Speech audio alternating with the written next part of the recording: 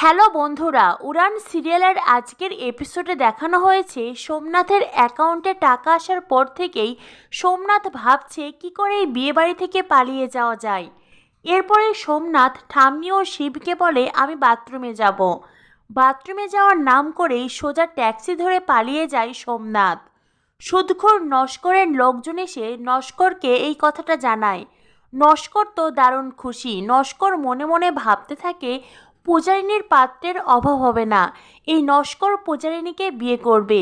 এদিকে অনেকটা সময় হয়ে গেল, সোমনাথ বাথরুম থেকে আসছে না। শিব যায় বাথরুমের দিকে। সেখান থেকে খোঁজ নিয়ে এসে শিব বলে বরদা তো বাথরুমে নেই। এই কথা শোনার পরেই পরিবারের সকলেই বোঝা যায় সোমনাথ পালিয়েছে। সোমনাথের বাবা ভীষণ ভেঙে পড়েছেন।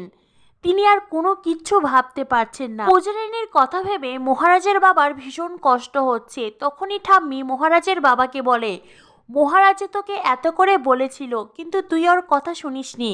এখন দেখ মহারাজের কথাই মিলে গেল। তুই বাবা হয়ে নিজের সন্তানকে না চিনলেও মহারাজ কিন্তু ওর দাদাকে হাড়ে হাড়ে চিনে। এইবার বুঝলি তো?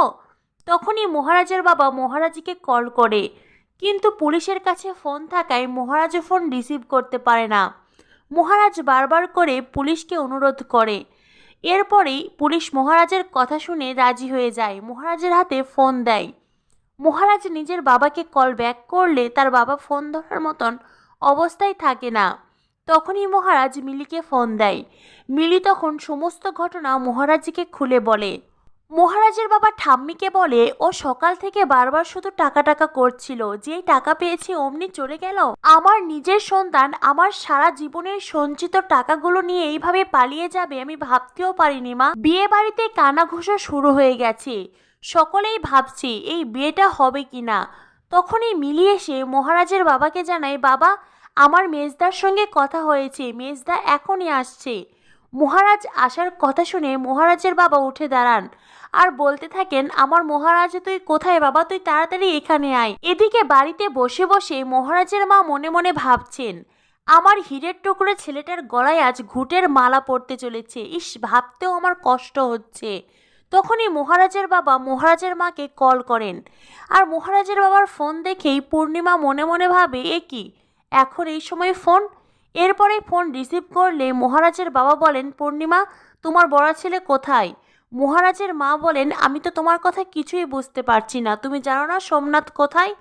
তখনই মহারাজের বাবা চিৎকার করে বলেন না, আমি জানি না, সত্যি আমি জানি না তোমার ছেলে কোথায়। তোমার ছেলেকে বিয়েবাড়িতে কোথাও আমি খুঁজে পাচ্ছি না, ও পালিয়েছে। মহারাজের মা তখন বলে দেখেছ, আমি তোমাকে বারবার করে বলেছিলাম জোর করে ছেলের বিয়ে দিও না, দেখলে তো তোমার চাপে পড়েই ছেলেটা পালিয়েছে। তখনই মহারাজের বাবা বলেন পালিয়েছে চাপে পড়ে তা নয়, যেই না তোমার ছেলের অ্যাকাউন্টে টাকাগুলো পৌঁছে গেছে অমনি তোমার ছেলে পালিয়েছে। এই সব কিছুর পরিকল্পনা ছিল।